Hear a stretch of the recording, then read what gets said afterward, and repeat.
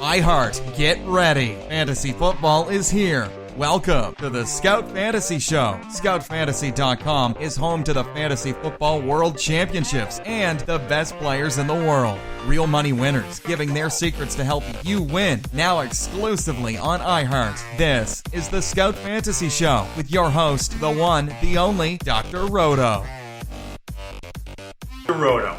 Get out the insurance cards. Get out the copay. The office? It's open, my friends. All right. Another week, some crazy games, some bad games, and oh my God, did you see that Sunday night game?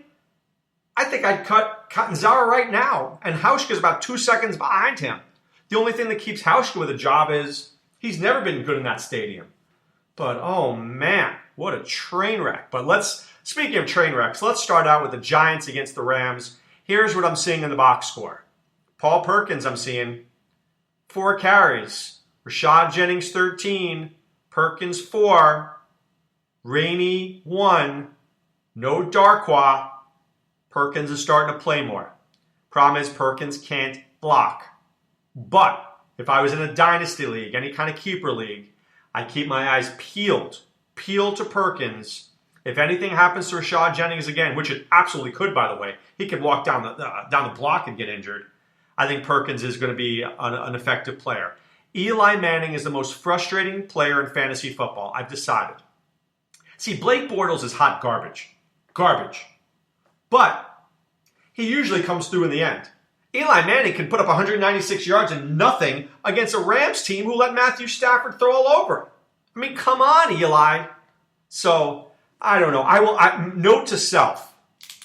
Never pick Eli again for my fantasy team. I can't handle it.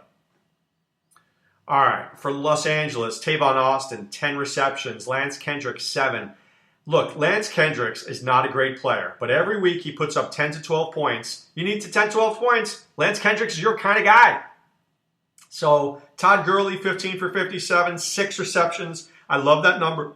They targeted him 7 times. He had 6 receptions, thus making him a viable player. All right, New Orleans against Kansas City. Michael Thomas, 13 targets. 13 targets. I'm loving this kid, and he's just getting better and better. And, I mean, this is really a team with a lot of weapons. A lot of weapons. Thomas and Snead and Cooks and Ingram. But who's on a milk carton this week? Kobe Fleener. 2 for 44. That's just not good enough. Kobe Fleener was the guy in the offseason that we thought was going to be like the next great thing. Oh, Kobe Fleener going to Drew Brees. He loves the tight end. He doesn't love Kobe Fleener. Let me tell you that right now. By the way, there was a Tim Hightower sighting. So maybe that's good news. If you have Ingram, maybe Hightower is the guy. For Kansas City, there's a player who many of you don't know, but you should. His name is Tyreek Hill. He's like Dante Hall, but he has skills. See, Dante Hall was a great punt returner and kick returner, but he wasn't a great skilled player. Tyreek Hill has skills. 2 rushes, 23 yards, 1 reception, 38 yards, and a touchdown. They've got to get him in the offense more. I'm not saying he's Percy Harvin, but I'm saying he's Percy Harvin light. What does that mean for your fantasy team? Probably not a lot, because he's not going to get a lot of touches. He's going to get 4 or 5 touches a game. I want this guy to get like 10 to 12, but I don't think that's going to happen. All right, Indianapolis against Tennessee. O'Doyle rules, baby. Jack Doyle, 9 for 78 and a touchdown. Chester Rogers, a big disappointment, 2 for 30. I think when people saw that Philip Dorsett was out, maybe people thought he was going to get a look. He didn't. It was a T.Y. Hilton show. 12 targets. Jack Doyle had 10 targets. Andrew Luck played very well this week. Very well. Now, something I want to cover. 2 things for the Tennessee Titans. 1, you're going to look at the box score and you're going to say Derrick Henry had 1 carry for 3 yards. I want to drop him. Don't. So, first of all, Indianapolis is winning this game, and the game flow is not in Derrick Henry's direction. When Tennessee's winning, he'll get the ball. When they're losing, he won't. Secondly, the second you cut Derrick Henry, and I'm saying the second, you know DeMarco Murray is going to pull a hamstring in practice, and then you're going to have to pay up through the nose for Derrick Henry because he's going to go for like $872 in free agency and you won't have him. So you cannot cut Derrick Henry. Secondly, I often talk about recency bias. Recency bias is, hey, this guy screwed me. I hate his guts. And I'm not playing him the next week, especially in DFS. That's why Delanie Walker was a great play this week. I loved Delanie Walker this week. 7 for 84 and a touchdown. He screwed everybody last week. He was atrocious. Nobody likes him. That's fine. Remember, just when you don't like a guy, that's when you play him. Okay, Philadelphia beats Minnesota 21-10. Sam Bradford was dog poo. I mean, really, couldn't have played any worse. Sad but true. Matt Asiata is a very interesting guy. Matt Asiata had 12 carries and 6 receptions. I know that Jerick McKinnon seems to be the flavor of the week, but Matt Asiata can pass protect and he can run to the goal line. I like him. I do. In a PPR league, I like him. Cordell Patterson, 7 targets, 7 receptions. They throw him these quick outs. Boom, boom, quick outs. But you know what? They're playing him. I like him. And they're hard to stop those outs because they're literally 2 yards to the left and let him run. So I think he's useful now in leagues. He's definitely worth a pickup. I've told you about Philadelphia. Ryan Matthews got 14 carries. Nobody else breaks 5. And reception-wise, I'm cutting all my pigs. I know Dorial Green-Beckham has a possibility. Aguilar had the most targets. 6, 2 for 10. Are you kidding me? Please. I'm cutting all these pigs. Every single last one of them this week. Okay. The Cincinnati Bengals against the Cleveland Browns. Now, there's lucky and there's good. Jeremy Hill, 9 carries for 168 yards and a touchdown is good, but that's pretty lucky too. And if you played him on DK, you're a smarter person than I am. I liked him as a FanDuel start. I did not like him as a DK start. Simple as no. AJ Green, 8 for 169. He had a touchdown, but that was a true Hail Mary. That was a true Hail Mary. There's Hail Marys and there were Hail Marys. That was a Hail Mary. My God. Andy Dalton, not as good as he looked. 308 yards, 2 touchdowns. But everybody gets 2 touchdowns against the Browns. For Cleveland, Cody Kessler injured again. Kevin Hogan finally plays. Kevin Hogan from Stanford runs for 104 yards and a touchdown. I don't remember him being that fleet-footed. Don't think of him as a fast guy. He's really not. I think it was just some good play calling there. Terrell Pryor should not have been out in the field, but let me tell you who's a dog with fleas.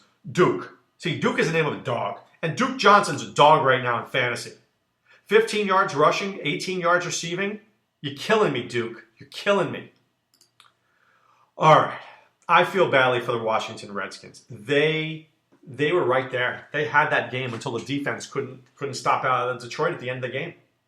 So Kirk Cousins, 30 for 39, 301 yards. Matty Jones fumbling all over the place, right? Fumbling all over the place. Not good. That's not good. And Chris Thompson getting a lot of play. I think this was game flow for Chris Thompson.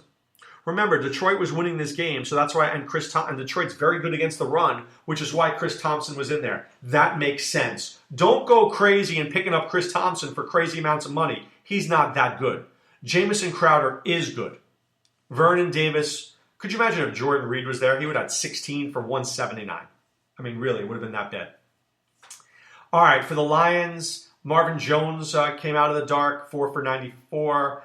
Golden Tate, 6 for 93. No Ebron. These guys have been very effective players. Very effective. Okay. Oakland at Jacksonville. I can't say this enough. Blake Bortles is hot garbage. Somebody, anybody, please look up Blake Bortles' first half for the last 2 years. I think if we go to every Jacksonville box score and we look at the halftime stats, you will see that Blake Bortles quite possibly is the worst quarterback in football. You know what? I may do that for this week's show. If I have some spare time, which I have none of. But if I had a stat guy around, I would say go figure out what happened there. Because I got to believe that Blake Bortles is the worst first half quarterback in all of the NFL. Allen Robinson, 2 for 9. I mean, Blake is locked in on Marquise Lee right now. Honed in on Marquise Lee. 100%. For Oakland, here's what I noticed in their box score. Latavius Murray, he is the guy in the red zone. They need his big body there. 18 carries, 2 touchdowns. Michael Crabtree, very good player as well. Amari Cooper shut down by Jalen Ramsey. I'm a little shocked too, but he was. Okay, Buffalo and Miami. Miami's starting to play a little bit better right now. The offensive line is coming together. And Ajayi. I can never get this name right. I don't know why. Please, somebody do it. I don't know why. 214 yards and a touchdown. The real deal. You know I've been calling for this since day one. And I said this was Adam Gase's stubbornness. And it was. Arian Foster is borderline cuttable. And I think the only reason I wouldn't cut him is if Ajayi gets injured. If Ajayi gets injured, then Arian Foster is useful. But otherwise, he's dog poo. My guy I'm worried about is Devontae Parker. Seriously, 3 for 20, not good enough. The Buffalo Bills, I question LaShawn McCoy playing. I had Dr. David Chow on my radio show last night, and Dr. Chow said it's the player, the coach, and the medical staff, and all three have to vote unanimously to play. I don't know, in any good conscience, how people could have voted for LaShawn McCoy to play. It was terrible. It was terrible. Medical malpractice. That's what it was. Medical malpractice. Really, it was that bad. All right, Baltimore and the Jets. You know, life, let me tell you about life. Life, you get a window. You get a window. And when the window is open, it may not stay open for long. It may stay open for milliseconds. And when that window opens, you have to take advantage of it. And I always believe that it's not only the opportunity, but what you do with it when you get the opportunity. Sometimes we don't get the opportunity. Sometimes we can go for years and not get the opportunity. I look at Geno Smith and I consider him like Brian Hoyer. This guy had the opportunity, looked okay, and gets hurt. Done. I mean, I don't think he's playing for the Jets again this year. I don't. And I think the Jets better find a quarterback next year. But I'll tell you why the Jets won this game. Matt Forte. 30 carries, 100 yards, 4 receptions, 54 yards. They're getting Forte the football. You get him the football, something good happens. Here's what we know about the Jets. Their run defense is strong. Terrence West, 8 carries, 10 yards. It won't be like that all year for Baltimore, but it was against the Jets. Mike Wallace, great player. All right, Tampa Bay against San Francisco. Colin Kaepernick is not a very good quarterback. He can run, 84 yards rushing, but he can't throw 16 for 34, 143 yards. He's not very good. Okay, I don't care what you say. He's not very good. And Chip Kelly, I'm telling you, please go to LSU. Please go to LSU. Your game is not designed for the pros. You're done. You stink. Thank you. It was a public service announcement. For Tampa Bay, famous Jameis Winston played well. Mike Evans had 2 touchdowns, 13 targets. The Quiz Rogers, 154 yards. He's real deal right now. Very disappointed in Adam Humphries, but Mike Evans, Shaquiz Rogers, real deal. Game of the week was San Diego against Atlanta. That was a great game. It really was. Matt Ryan, though, and this was interesting. Jason Braddock on our show yesterday basically said San Diego allowed Julio Jones to get his yards and try to shut down everybody else. So Matt Ryan threw for 273 yards, and 174 of them went to Julio Jones. The rest of the team didn't do anything. But Phillip Rivers, you know, Jason also said, how would I consider Phillip Rivers when he retires? I'd say a very good quarterback who couldn't win a big game. Right? Never got to the Super Bowl, but 371 yards and a touchdown. He did his job. But how about kudos to Melvin Gordon, who I did not like when the year started, and I was very wrong about that. I didn't know that Danny Woodhead was going to get injured, but wow. And Tyrell Williams, could you imagine this team next year with a healthy Keenan Allen, Travis Benjamin, and Tyrell Williams, and Hunter Henry? I'm getting excited about the San Diego Chargers. Just get them some defense. But this team is going to be good. I mean, they're 3-4, and they could really, honestly, they could be 7-0. They could be 7-0. I'm going to this team here. They lose to the Chiefs, but they were winning. They beat the Jaguars. They lose the Colts, but they were winning. They lose to the Saints, but they were winning. They lose to the Raiders, but they were winning. They beat the Broncos and beat the Falcons. Come on. Seriously. That's pretty darn good. All right, New England and Pittsburgh. Tom Brady didn't have to do that much, 222 yards, 2 touchdowns. LeGarrette Blount, who I got to say, he's been great. He gets opportunities. He does. He just gets opportunities. And I don't think Deion Lewis is coming back so fast. So I think LeGarrette Blount is just going to be the man week in, week out. Love it. Pittsburgh, Landry Jones didn't suck. Le'Veon Bell, I think, was a great value in DFS. He really was a great value. 21 carries, 81 yards, 10 receptions, 68 yards. Antonio Brown, 7 for 106. It was pretty good. Landry Jones did not suck. That was actually very surprising. But speaking of sucking, wow. The Seahawks and Cardinals. Russell Wilson, 225 yards passing. Kristen Michael, 52 yards rushing. Dougie Baldwin, 69 yards. Nobody did anything. Tyler Lockett, 2 for 13. David Johnson played great.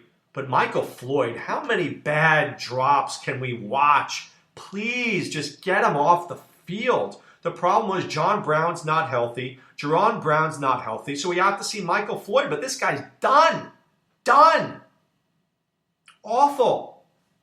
Larry Fitzgerald played well, but David Johnson, 33 carries, 113 yards. And Carson Palmer played well, 342 yards. But the kicking game, atrocious. Atrocious. I mean, really, Stephen Hauschka, 2 for 3, but he missed an important one. Chandler Catanzaro, 2 for 4. 2 for 4. At home? Are you kidding me? Seriously, are you kidding me? I mean, that's just unacceptable. Absolutely unacceptable. So, some news. Chip Kelly thinks that Colin Kaepernick will be the starter after the bye week. But I don't think so. I just think it's terrible. Secondly, some more quarterback news. Tony Romo's still not clear to practice, and they're not going to rush him back. You're going to see Dak Prescott this week. Brian Hoyer looks to be back in 6 weeks. You know what that means? He's done. You're not going to bring him back for 2 weeks. At that point, you're just stuck with Jay Cutler. Maybe week 17. Maybe. Jeff Fisher going to stay with Case Keenum. Please. I'm ready for Jared Goff already. I know they want to protect Jared Goff, but your team has a chance to make the playoffs. Don't blow it. And then it looks like, shockingly here, latest news, Ian Rappaport believes that the Jets say that his Geno Smith's knee is fine. If that's the case, who knows who's going to be up? Who knows? But I know that whoever it is, they get to play the Cleveland Browns. And I've got to think if Joe Hayden's out, then Brandon Marshall's in. He's in my lineup. That's for sure. All right, time now to put away the insurance cards, put away the copay. The office, closed, my friends. This was a good week. A lot of high scores. But we're getting into the pivotal time right now in fantasy football.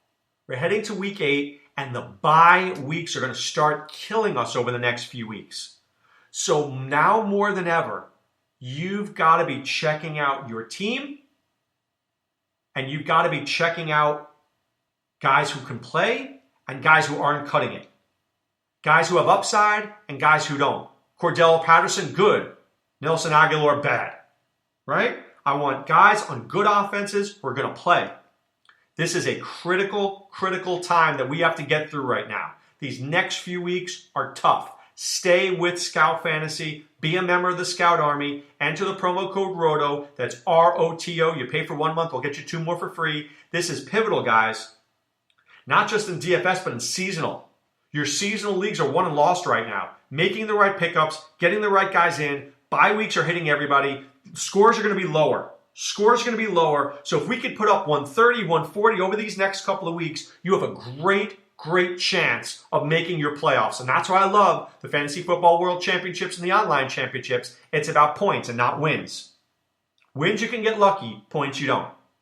All right? So keep it here. We will figure it out. We will get it done. I promise you that. Deeper in the box scores tomorrow. Have a great day. Be well. Take care. Thanks for listening to the Scout Fantasy Show. There's never been a better time to join the Scout Army. Visit scoutfantasy.com. Use the promo ROTO for 2 months free. And don't forget, fantasy players, please thumbs up the podcast on the iHeart app. See you next time. Go Scouts!